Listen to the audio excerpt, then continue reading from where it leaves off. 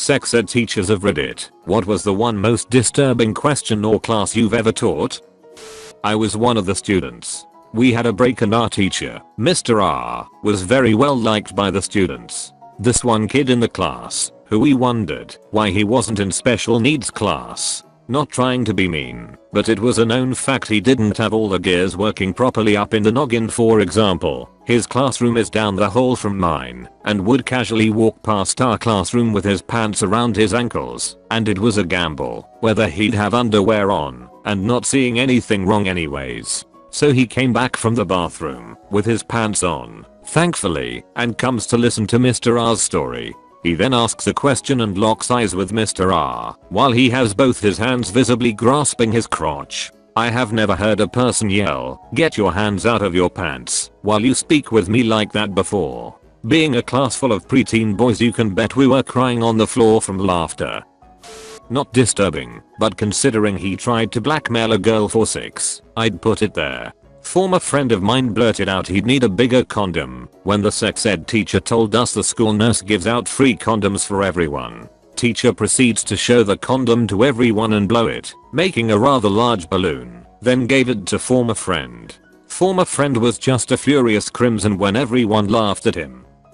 Not a teacher, but I went to a Catholic school, and when they did sex ed, they got someone from outside the school to give the presentation. Fast forward to the section on STDs and how to prevent them. The instructor says something along the lines of, the best way to be safe while having sex is to wear protection. The teacher from the school then chimed in to remind us that, as a Catholic school, they do not condone the use of condoms. Everyone in the room, including the instructor they called in, just stared at her for a moment before the lecture continued. Used to have a box on Fridays where students would drop off questions they had. I'd sort through them to answer some at the beginning of Monday's classes. One day, I was going through the submissions and came across the question, if I wanted to abort a fetus with a firearm, where would be the best place to shoot? Definitely wasn't going to answer it, but it lived in my mind rent free for a good couple hours, until chores and the weekend shuffled it out. I came back in the next week, everyone was back in their seats, and I called everyone to attention. Loner kid in the back had his hand raised, a fairly nervous expression on his face. I pointed at him, and he repeated the exact same question verbatim. That was the most nervous I've ever been in front of any group of people, but this was the job I chose, so I gritted my teeth and told him you should have put a serious tag on this question. In grade 9, we had a kid in our class who moved from Eastern Russia. He was 100% a communist. He told the class that birth control was the woman's responsibility, that they should stay home and look after the children, and everything else a good housewife should be. He was dead serious. He argued about female orgasm not being real, and even if it was, it didn't matter. We thought this kid was joking, and so did the teachers, but nope, this guy was steadfast in his beliefs. Pretty sure he had to transfer schools, but we didn't see him again after that semester. One of the jocks wanted to know if you were supposed to put your testicles inside a woman's vagina during intercourse. If you masturbate yourself, doesn't that mean you're gay? It was something to think about.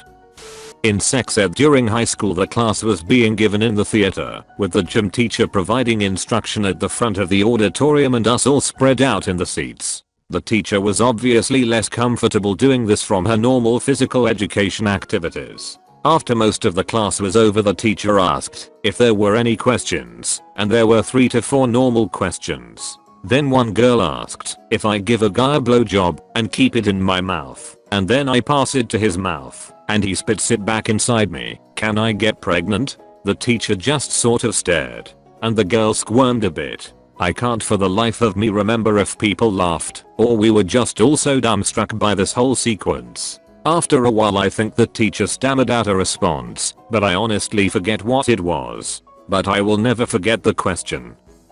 I once went to a lecture on someone who teaches sex ed to those with disabilities. She said she once had a student say to her, I like this girl, I can't wait to rape her. Dude didn't know what that word meant whatsoever.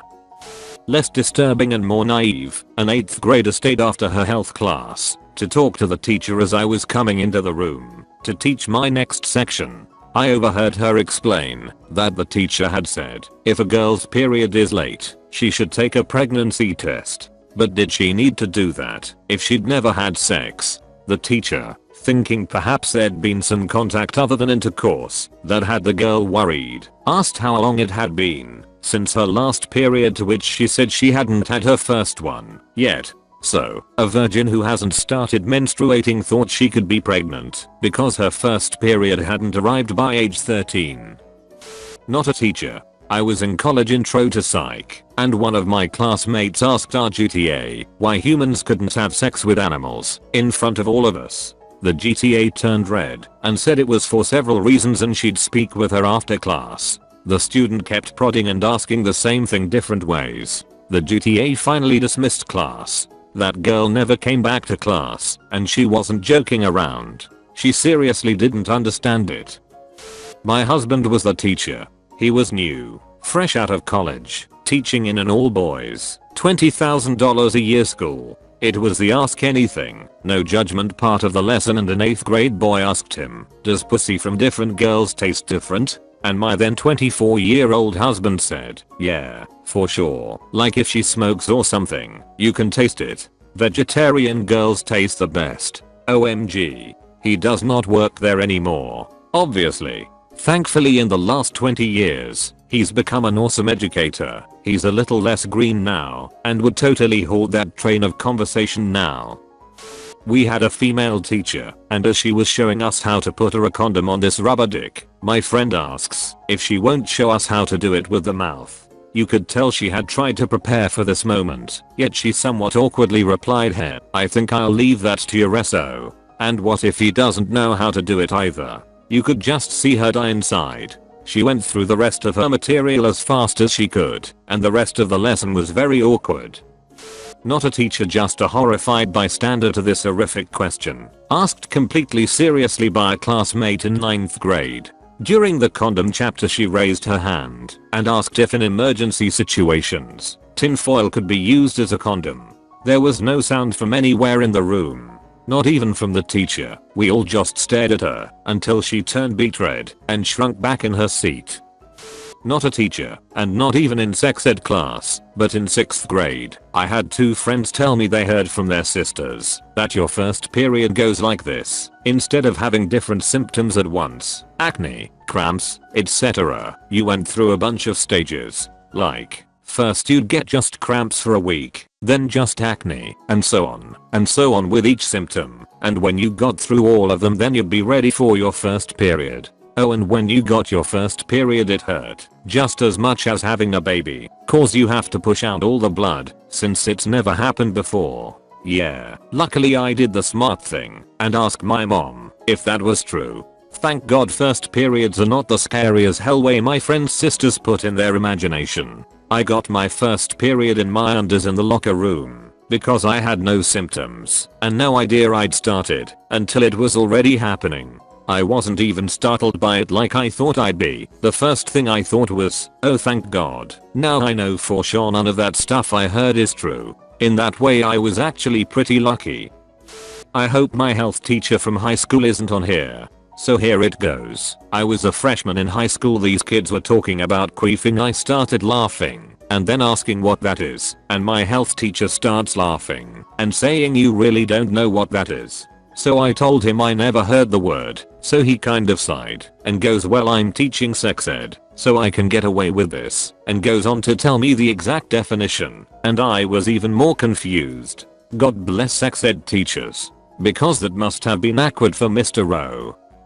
Okay, I'm not a teacher, and I don't know if this is disturbing. It's kinda more of a facepalm moment, but when we started this class in middle school I sat next to one of my friends at the time, who was a boy. I'm a girl, but that has little to do with the story. I started getting the impression that my friend was cheating off of me, but I figured it wasn't that big of a deal. He was probably just nervous cause he couldn't remember something, so I never said anything about it, and we were both getting passing grades. Fast forward to gym class one day, and we had to make groups of 4. I partnered up with my friend from health class, and we found another pair, 2 girls who constantly fooled around in class, but hey, it was gym. While waiting for everyone else to group up and receive further instructions from the teacher, the two girls were wrestling and one girl accidentally kicked the other, who then loudly exclaimed, "Ouch. You kicked me in the crotch." To which my friend confidently declared, "Girls don't have crotches, they have vaginas." Everyone just stared at him silently, thrown off by his statement. It was then I felt like I had confirmation that he was indeed cheating off of me in health class.